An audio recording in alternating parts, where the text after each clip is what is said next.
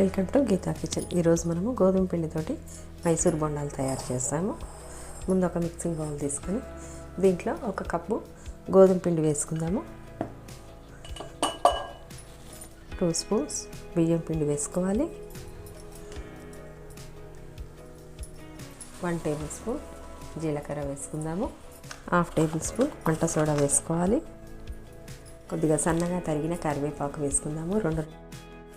ఒక పచ్చిమిర్చి సన్నగా తరిగి పెట్టుకొని వేసుకోవాలి. ఇవన్నీ కలుపుకొని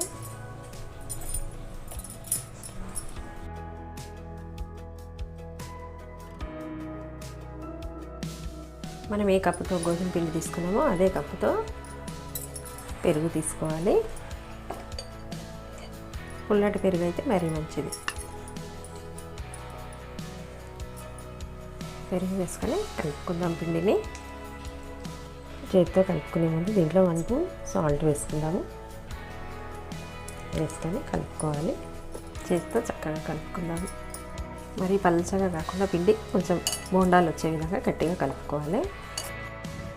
పిండి మరీ గట్టిగా అనిపిస్తే కొన్ని నీళ్ళు పోసుకొని కలుపుకోవాలి.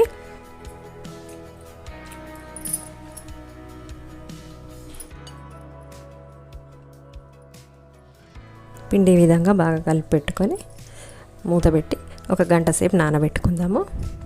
ఇది పుల్లటి పెరుగు కాబట్టి గంట సేపు నానితే సరిపోతుంది. మూత పెట్టి గంట సేపు నానబెట్టి తర్వాత బోండాలు తయారు చేస్తాము.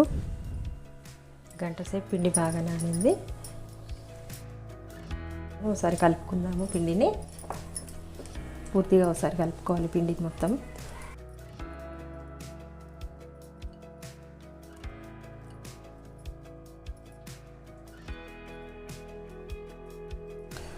స్టవ్ పైన డీప్ ఫ్రైకి ఆయిల్ పెట్టుకుందాము. బోండాలు వేసుకోవడానికి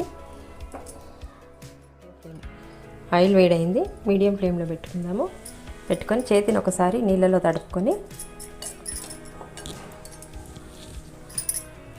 ఈ విధంగా వేసుకుందాము.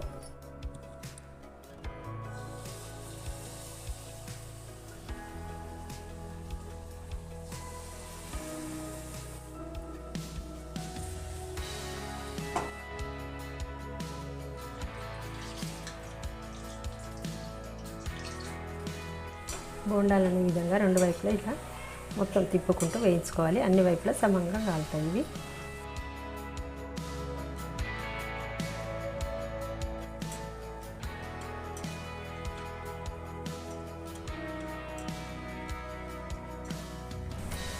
చక్కగా వేగిపోయినవి ఆయిల్లో తీసేద్దాం బోండాలని.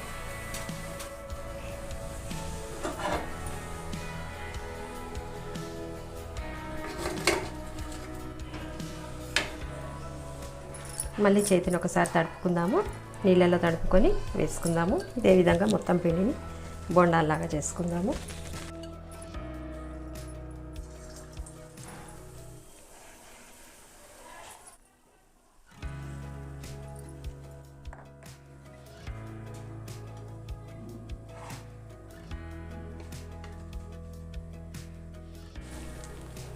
గోధుమ పిండితోటి బోండాలు చేయడం కంప్లీట్ అయింది. స్టవ్ ఆఫ్ చేసేద్దాము.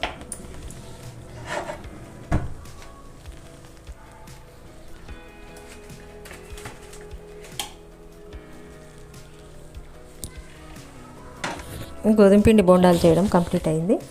ఈ వీడియో మీకు నచ్చినట్టయితే లైక్ చేయండి, షేర్ చేయండి, కామెంట్ చేయండి. సబ్స్క్రైబ్ చేయని వాళ్ళు ఉంటే తప్పకుండా సబ్స్క్రైబ్ చేసుకోండి. గోధుమ పిండి బోండాలు పల్లె చట్నీతో కానీ పుట్నాల చట్నీతో కానీ తింటే చాలా బాగుంటాయి.